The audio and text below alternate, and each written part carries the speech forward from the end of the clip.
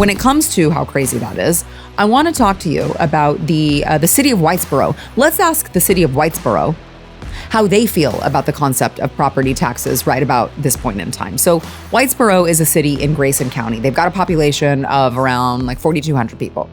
And the city proposed a property tax rate for 2024 that is 30% higher than the 2023 rate. Now, according to the city's tax notice, the average home value only increased by 11%.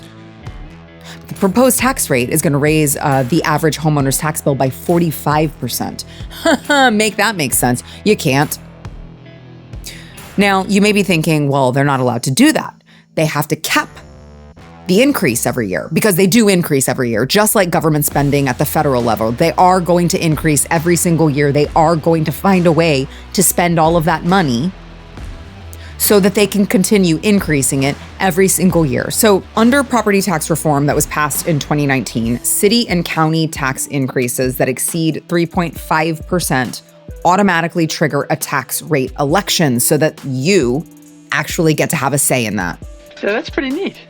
Wow, shocking. They actually give you a say every once in a while, but here's the catch. This law actually includes and allows an exception for cities with fewer than 30,000 residents. Well, guess how many municipalities that covers in the state of Texas? 90%. You tell me, do you think the lawmakers didn't know that when they passed that law? 30,000 residents. So just because you decide to live in a rural area, the state of Texas says that no public vote is required if the increase does not generate more than a de minimis $500,000 in additional property tax revenue. That's insane. So not only are you getting punished because you own a home, you're also getting punished because you live in a city with fewer than 30,000 residents, because you choose to live in the country. You're going to be double punished.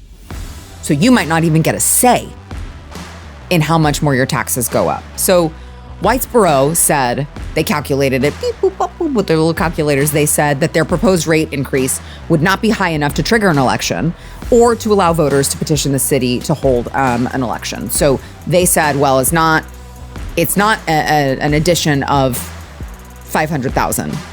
Therefore, you guys don't get a say, and we're going to raise it 45%. And maybe next year we'll raise it 50%. And maybe one of these days you'll be paying 60% on something that's not increasing more than a couple percentage points. We'll just do whatever we want. Who's going to stop us? You? We tell you what to do. We give you the bill and you pay it. And if you don't, you get in trouble with the law. Wow. Thank you, Big Daddy Government. Govern me harder, please. Jeez, that was intense. Now, I do have some good news on this. It's good news, and it's also a good reminder. When it comes to the city of Whitesboro, just like the Sons of Liberty when they dumped tea in the Boston Harbor, they learned this. The city of Whitesboro learned the same thing. Sometimes you have to protest in order to affect change. And that's what just happened last week in Whitesboro. There was a city council meeting about this particular issue, and Texas Scorecard was on the case. And according to Aaron Anderson over at Texas Scorecard, the city council meeting, there was standing room only. It was a packed council meeting, which, let me tell you, as someone who attends these boring events, usually boring events, I'm sure this one wasn't, when you have standing room only at a city council meeting, that's not good for the city council officials, because they rarely ever get visitors. So when you've got all eyes on you, you're like, oh, crap. I think we made some people mad. We pissed some people off. This ain't going to be good. And so Aaron Anderson, again, over at Texas Scorecard, later tweeted out last week, right after this meeting, breaking: Whitesboro City Council listened to constituents tonight and adopted the no new revenue property tax rate. The city administrator will make more cuts to balance the budget based on the NNR no new revenue rate. They did it. They did it.